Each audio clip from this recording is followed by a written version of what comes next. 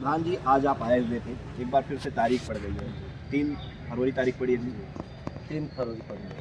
तो जिस तरह से मायूसी हाथ लग रही है, लगातार तारीख पे तारीख पड़ रही है, ऐसे में कैसे इंसाफ मिलेगा परिवार को, कैसे जो है लालसा का वो साम्राज्य ढहाया जाएगा। आपने एक बड़ी कार्रवाई की, जो उसने खेत जोत के रखा हुआ था सरकारी ज़मीन, स्कूल की ज़मीन, उस पर आपने चकमार का निर्माण कराया, और आप देख रहे हैं लगातार लोग आपके साथ भी खड़े हैं कि हाँ प्रधान अच्छा काम करे। ऐसे में अब यही ज़रूरत है कि उसके मकान को जो है गिराया जाए, क्योंकि वो बंजर की ज़मीन है। तो कैसे आप क्या प्लानिंग कर रहे हैं, क्या कुछ आपने समझा अधिकारियों से, कैसे उसे गिराया जाए? देखिए, जो ग्राम समाज की ज़मीन और चिन्हित भी हो गई है कि वो ज़मीन ग्राम समाज की बंजर है, तो उसमें हम लोगों का भी अधिकार रहता है, अधिकार मिला भी है कि जैसे हम लोग ग्राम समाज की ज़मीन हो, चाहे गुरगड्ढा हो, चाहे स्वास्थ्य केंद्र हो, चाहे मटखन्ना हो, चाहे खरियान हो, अगर वो कोई कब्जा किया है या घर बनाया है, मकान बनाया है, तो उस पे हम लोगों का एक अधिकार ये है कि जैसे हम उच्च अधिकारी से भी समझे ये चीज़ों को कि इसमें क्या हो सकता है, आगे चल के इसमें क्या निवारण हो सकता है, अगर हम उसको कोई कदम उठा दे तो वो सब कहें, पूरा हर चीज़ 2 दिन बाद बताएं हमें, हर चीज़ समझ के और ढंग से हमें समझाएं। तो देखिए, जैसे हम लोगों का एक बैठक होती है सदस्यों का और हमारे कुछ ग्राम समाज लोगों का, ग्राम सभा के लोगों का, तो उसमें जैसे सदस्य होते हैं, प्रधान के जो सदस्य होते हैं और प्रधान, उस समय एक समय था कि उपचुनाव हो रहा था प्रधानी का। एक पहले प्रधान होते थे, उसके बाद एक नियंबर चुने जाते थे, उसमें से उपचुनाव हो रहा था कि वो उप प्रधान।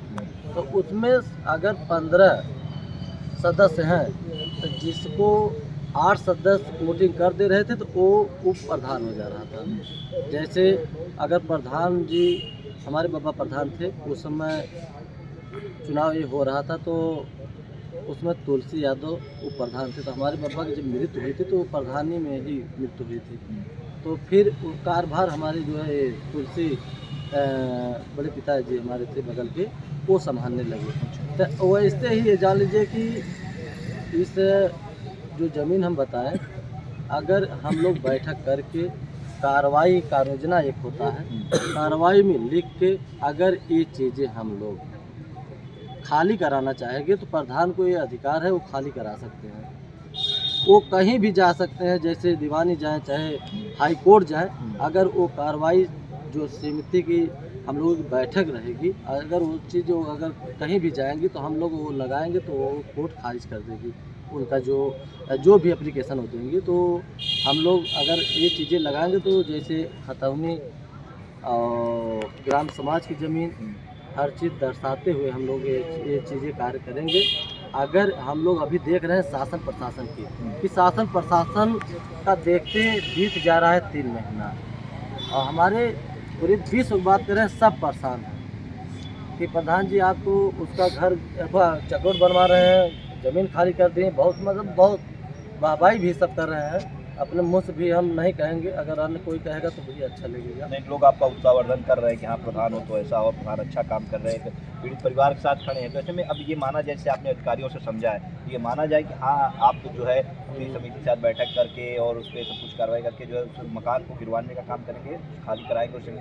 देखिए, अगर 1-2 तारीख देख ले रहे हैं तो ये जान लीजिए कि हम अपना कार्य जो है कार्रवाई अपना आगे बढ़ाएंगे, और उस पर हम लोग समिति बैठक करेंगे, और बैठक करके और ग्राम सभा से भी हम लोग साइन कराएंगे उस पर, ताकि वो कुछ भी लाल तक, चाहे पत्नी हो, चाहे लाल मोहन का जो साला दौड़ रहे हैं वो हो, चाहे जो भी हो, कोई भी कार्रवाई अगर चाहेंगे करने के लिए तो हम लोग भी अपने कागज़ से और फाइल से तैयार रहेंगे।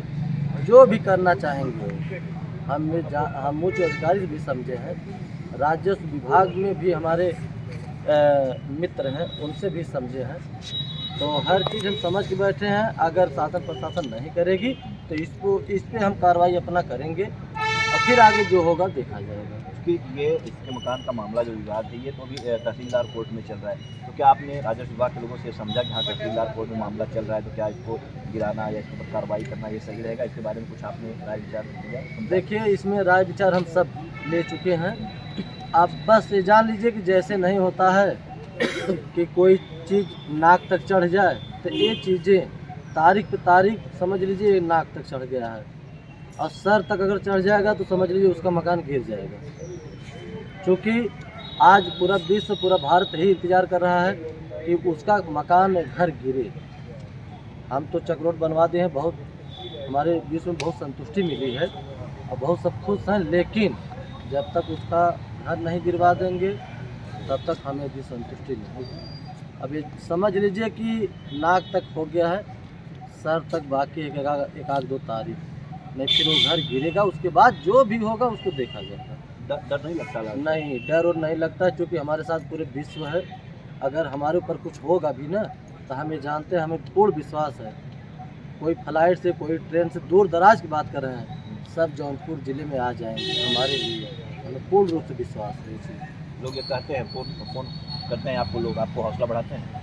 हमें भैया ये जान लीजिए 24 घंटा में कम हज़ारों ऊपर का फ़ोन आता है, हमारी मोबाइल स्विच ऑफ हो जाती है, और हमें कहना भी पड़ता है कि भैया हमारे मोबाइल पे पूरे प्रदेश का, पूरे विश्व फ़ोन आ रहा है, और मोबाइल भी मेरी डिस्चार्ज हुई, सबको भी बताना है, और सब उत्साह देते हैं और सब यही कहते हैं कि उसका मकान गिरना चाहिए, तभी संतुष्टि दिल को होगी।